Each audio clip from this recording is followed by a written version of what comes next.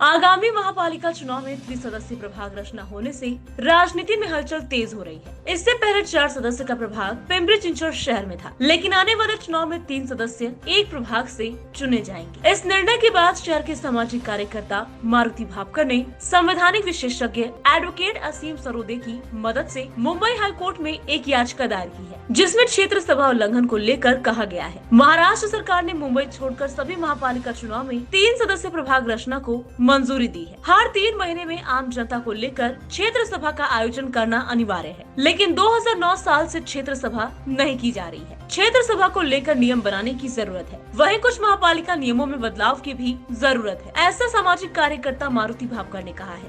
महाराष्ट्र शासन ने 3 सदस्यीय पद्धति से आगामी नगर निगम के जो चुनाव है वो चुनाव लेने का फैसला लिया है और उसे महामहिम राज्यपाल जी ने भी स्वाक्षरी करके मंजूरी दी है। ये जो म्यूनसिपल कॉरपोरेशन का चुनाव होने वाला है वो 3 पार्षद एक प्रभाग से चुन के जाएंगे, ऐसी मंजूरी कैबिनेट ने दी है और गवर्नमेंट ने दी है। हमारा ये मानना है कि जो म्यूनसिपल एक्ट है उसका सेक्शन 29 के तहत जो क्षेत्र सभा होती है, लोगों को सम्मिलित करके निर्णय लेना, ये जो प्रक्रिया कानून में है, म्यूनसिपल एक्ट में है, उसका उल्लंघन 2009 से हो रहा है। जो 74 अमेंडमेंट करके आम जनता को, टैक्स पेयर नागरिकों को जो अधिकार मिला है कि जो निर्णय प्रक्रिया होती है, प्रशासन की निर्णय प्रक्रिया होती है, उसमें सहयोग करना, इसको उनको वंचित रहना पड़ता है।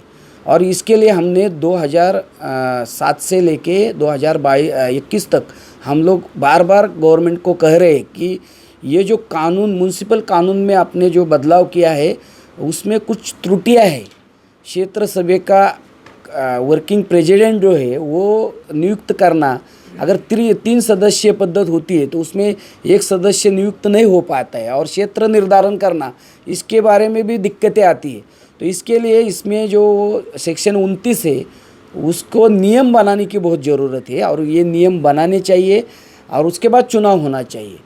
तो ये मांग हमने बार बार पिछले जो सीएम थे, भाजपा शिवसेना युति के सीएम थे, उनके पास की, देवेंद्र फडणवीस थे उनके वक्त भी की, अभी जो महाआघाड़ी के उद्धव जी ठाकरे उनके पास भी हमने की है कि क्षेत्र सभा होने के लिए जो म्यूनसिपल एक्ट है उसमें बदलाव करके उसमें जो कमियां है वो बाजू निकाल के ये क्षेत्र सभा की अंमलबजावनी होनी चाहिए। ऊपर कोई गौर न करते हुए ये 3 सदस्यीय पद्धति से चुनाव होने वाले और ये घटना भारतीय संविधान का जो 74 अमेंडमेंट है उसका उल्लंघन है। संविधान का 21 कलम है, 51 कलम है और 243 12वीं अमेंडमेंट, इसका भी उल्लंघन है। इसलिए ये चुनाव करते समय, ये चुनाव के पहले ये म्यूनसिपल एक्ट में दुरुस्ती होनी चाहिए, उसके नियम बनने चाहिए और उसके बाद चुनाव होने चाहिए। और चुनाव होने के बाद जो कानून में लिखा है हर 3 महीने में क्षेत्र सभा, उसमें लोगों की सहायता, सहभागिता और उसके बाद उस प्रक्रिया से निर्णय, ये प्रक्रिया यहाँ लागू होनी चाहिए। ये हमारी मांग है और हमने ये माननीय मुंबई हाईकोर्ट में जनहित याचिका दाखिल की है।